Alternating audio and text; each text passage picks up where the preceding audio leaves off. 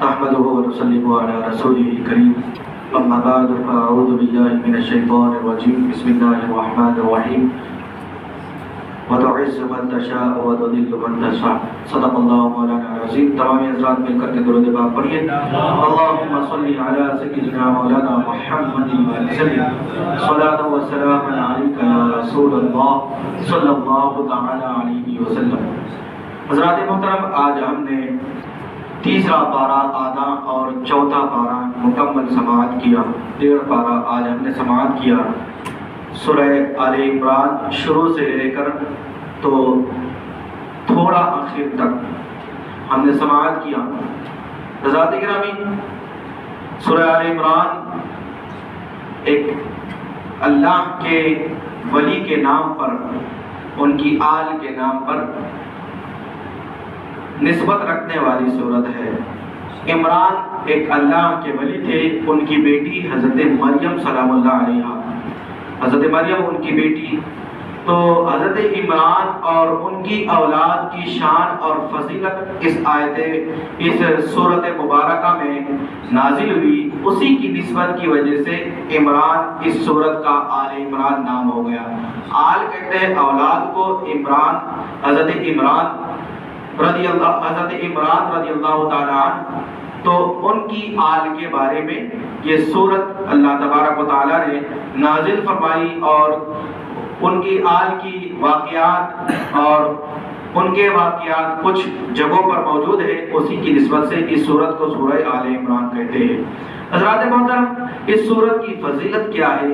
اس صورت کی فضیلت حضرت نواس بن سمعان رضی اللہ تعالی عنہ فرماتے ہیں کہ حضور پاک صلی اللہ علیہ وسلم نے فرمایا کہ بروز محشر قیامت کے دن اللہ خالق کائنات قرآن کو اور قرآن پر عمل کرنے والوں کو، قرآن کو اور قرآن پر عمل کرنے والوں کو ایک ساتھ بلائے گا.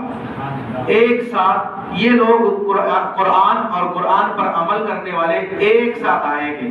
جس نے ایک آیت پر بھی عمل کیا ہوگا وہ بھی یہی حال میں آئے گا. سارے محترم، بڑی بہتر بات ہے. قرآن سیکھنے کی چیز ہے، صرف تلاوت کرنے کی چیز نہیں ہے. قرآن تلاوت کرنے سے زیادہ قرآن پر عمل کرنے اور قرآن کو سمجھنے میں ثواب ملتا ہے. تو قرآن تلاوت بھی کریں اور تلاوت کے ساتھ ساتھ ترجمے کو پڑھنے کی بھی کوشش کریں، اور پڑھنے کے بعد اس کو سمجھنے کی کوشش کریں، اور سمجھنے کے بعد عمل کرنے کی کوشش کریں. کتنے فضائل اللہ خالق کائنات عطا فرمائے گا ہم اندازہ بھی نہیں لگا سکتے.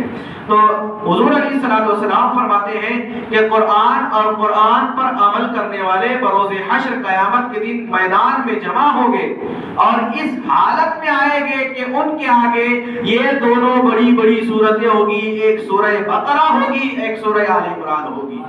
کتنے بہتر انداز میں دونوں بھی صورتیں بڑی بڑی ہیں اور بڑا اعلیٰ مقام رکھتی ہے. اور قرآن مقدس میں یہی دو بڑی صورتیں ہیں. ان کے بعد جتنی بھی صورتیں ہیں سب ان کے بعد ہیں.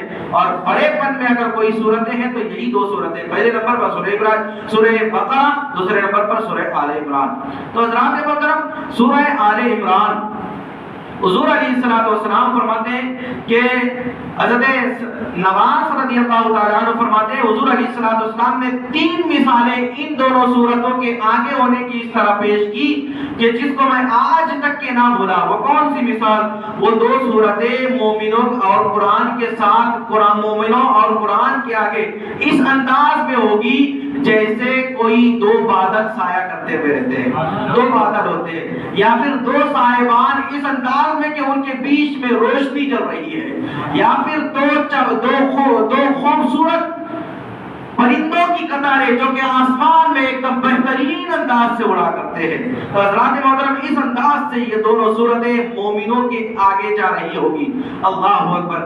اور جامع القرآن ناصر الفرقان حضرت خلیفہ امیر المؤمنین حضرت عثمان ابن عفان ذو النورین رضی اللہ تعالی عنہ فرماتے ہیں کہ اس سورت کی آخری 2 آیتوں کی فضیلت یہ ہے، جس کی آخری آیت غالباً یہ ہے یا ایھا الذین آمنوا اصبروا صابروا ورابطوا واتقوا اللہ لعلکم تفلحون.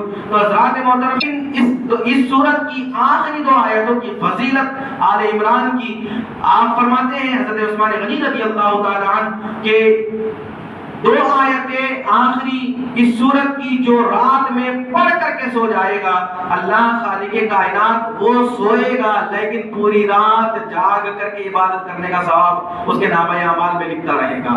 حضرات محترم کتنی بڑی بہتر اور فضیلت والی بات ہے، یہ سوچنا چاہیے۔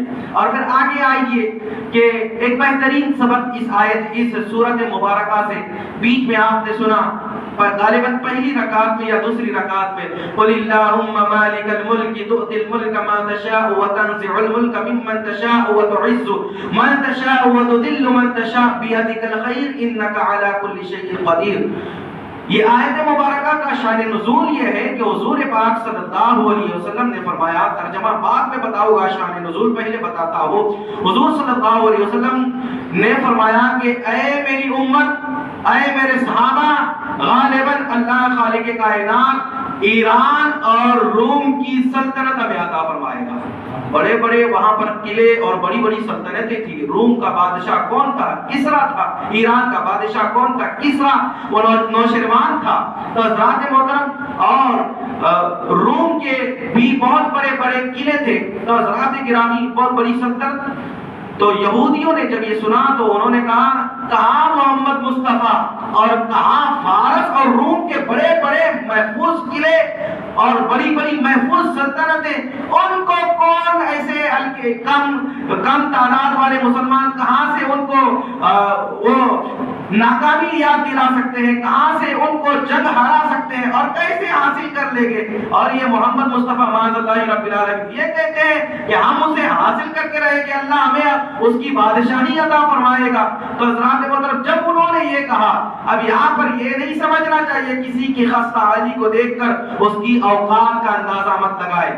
اوقات دکھانے والے اور یاد دلانے والے ہم اور تم کیا ہوتے ہیں؟ اوقات بنانے والا خالق اکبر ہے، اوقات بنانے والا اللہ خالق کائنات ہے۔ انسان کے اندر کی حقیقت کیا ہے یہ اللہ بہتر جانتا ہے، سامنے والا دیکھ کر کے بتا دے گا، لیکن اصل اس کی اصلیت کیا ہے یہ کوئی دوسرا نہیں بتا سکتا۔ تو اللہ نے فرمایا، پھر جب لوگوں نے کہا، یہود و نصارہ نے مذاق اڑایا حضور علیہ السلام کی بات کا کہ اتنے محفوظ کے لیے مسلمان کم تعداد میں ابھی مسلمان ہوئے ہیں، کچھ لوگ گنتی کے لوگ یہ کیسے حاصل کر لیں گے؟ تو پھر اللہ نے پھر کہا، اے حبیب ان کی باتوں کا جواب میری طرف سے یوں دو، قل اللہم مالک الملک تؤتی الملک، کہ اے حبیب یوں کہو، اے مالک الملک، اے ملکوں کے بادشاہ، تؤتی الملک ممن تشاء وتعز، قل اللہم مالک الملک تؤتی الملک من تشاء وتنزع الملک ممن تشاء، کہ اللہ خالق کائنات ہی سلطنتوں کا عطا کرنے والا ہے، وہ جسے چاہتا ہے سلطنتیں عطا کرتا ہے، جس سے چاہتا ہے سلطنتیں لے لیا کرتا ہے۔ اور آگے فرمایا وتعز من تشاء وتذل من تشاء، پھر وہ جس کو چاہتا ہے اٹھا دیتا ہے، عزتیں دے دیتا ہے، جس سے چاہتا ہے عزتیں لے کر کے ذلیل و خوار کر دیتا ہے۔ کوئی کسی کو ذلیل کرنے کا نہ سوچے، ایک آدمی کے سامنے یا پھر خود ہی تم کسی کو ذلیل کر لو گے، کل کو وہ دن بھی آئے گا کہ تمہارے سامنے 4 لوگ اس کی تعریف کر رہے ہوں گے۔ حضرات محترم اللہ خالق کائنات عزتوں کا دینے والا ہے، اللہ خالق کائنات ذلتوں کا دینے والا ہے۔ ذلت سے پناہ مانگے، عزت کی اس سے تمنا کرے، ہم مومن ہیں، ہمارا حق ہے، ہم اس کا کلمہ پڑھتے ہیں، اس سے خیر کی امید رکھے اور برائی سے اس کی حفاظت مانگے، اس کی پناہ مانگے، اللہ حفاظت کرے گا اور خیر ہی خیر فرمائے گا۔ بیدک الخیر، اللہ تبارک و تعالیٰ فرماتا ہے، اے حبیب کہہ دو کہ ساری بھلائیاں اسی کے دست قدرت میں ہے، ساری بھلائیاں اسی کے دست قدرت میں ہے، وہی دیتا ہے، وہی خیر فرماتا ہے، انک علی کل شیء قدیر، اور وہ ہر چیز پر قادر ہے۔ حضرات محترم کتنا بہترین درس ہے، جو بھی کرتا ہے اللہ کرتا ہے۔ سلطنت مانگنی ہے اسی سے مانگو، حکومت مانگنی ہے اسی سے مانگو، عزتیں مانگنی ہیں اسی سے مانگو۔ خالق اکبر سب کچھ دینے والا ہے۔ بندہ بے نیازی کے ساتھ، بندہ خالق اکبر کے ساتھ شرمندگی والے انداز میں، رب کے سامنے ندامت والے انداز میں سر جھکا کر کے رب سے جو مانگتا ہے، اللہ خالق کائنات بندے کو عطا فرماتا ہے۔ اللہ تبارک و تعالی ہم نے جو کچھ بھی سنا ہے اس پر ہمیں عمل کرنے کی توفیق عطا فرمائے۔